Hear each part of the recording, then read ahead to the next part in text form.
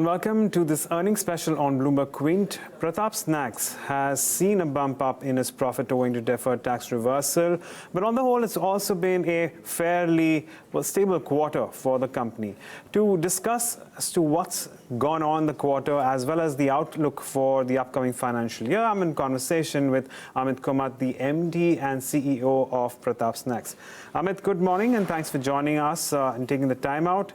Let me just ask you about how you are assessing the growth for this particular quarter and what we can expect moving ahead in terms of FY20. The last year has not been that good. We have been growing extremely good for last 5 years, barring the last year, and hopefully we should get to that growth stage again this year. The last quarter was okay. There was a muted growth in last quarter. But lot of energy last year has gone in basically integration of ours, which we took in second half of the year. And there was some not good results from our prime product known as rings. Right. Okay. So, Amit, considering all the preparations that you all have made in the last couple of quarters, as you just suggested, what can we expect? Is a double-digit growth in the top line very much a possibility? Definitely. Okay, fine. So in that case, we should see a positive result from the next quarter. Okay, right. Okay, so Amit, in that case, if you could also tell me about your distribution plans. Now, I want a better idea from you because, the snacks market is quite crowded and you have more and more players coming in. While there are regional players who are already set up in their businesses, we also have a lot of national players, putting in their investments in there too. So, how are you prepared to take on with them? And if you could also give me an idea about your distribution in terms of expansion, in terms of strategy going ahead. Actually, we think very differently from the guys, from the national guys and the local guys. If you see our last year performance, what we did basically, we entered into the Gujarat market through acquisition of ours. It was a very complementary product acquisition for us. We are trying to expand our yellow diamond range in Gujarat through our network and probably in our brand only. Secondly, what we are trying to do is take this our Gujarat type product outside of Gujarat. So we are starting few third-party operations at Hisar in North India, Karjat, Kashipur and Bangalore.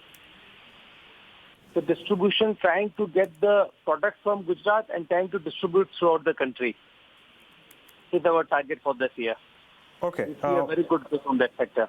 Okay, fair enough. I mean, so in that case, I also want your idea on how you're seeing commodities. Now, I've been talking to some of your peers and they don't see as much inflation, certainly not in the near future. Is that also your opinion when it comes to gross margins? Do you think there shouldn't be too much of a movement in, say, the span of the next 2 or 3 quarters with the way you are seeing outlook when it comes to input costs?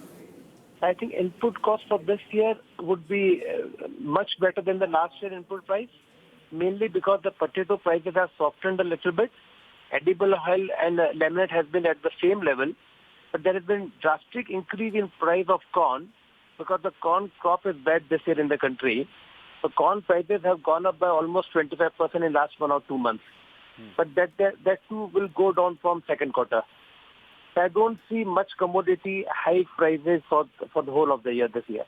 Okay, fair enough, Amit. You were just talking about third parties getting in them and working with them in terms of expanding your business. What about your own capacities? Where do they lie? How are they stacked up? And are you planning any capital expenditure for this particular year?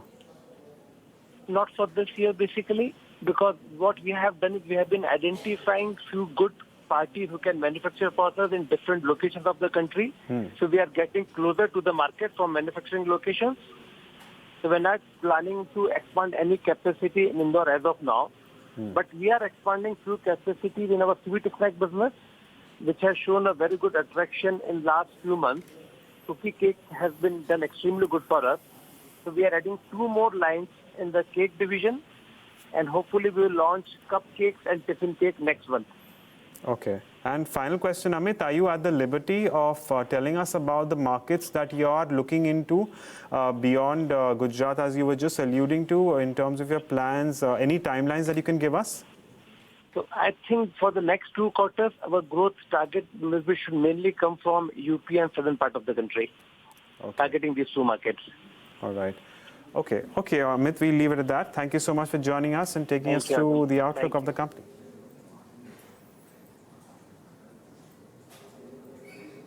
Okay, so that's Prataap Snacks for you, and as they've suggested that double-digit growth is very much on the cards, and we are also expecting, well, your input cost to be stable, in fact improve, which means well, tailwinds for gross margins as well. Once again, while it may have been a mixed quarter for Prataap Snacks, the outlook certainly looks a promising one according to the management. On that note, it's a wrap on this special BQ1 News. Lots more lined up. Stay tuned to Bloomberg Quint.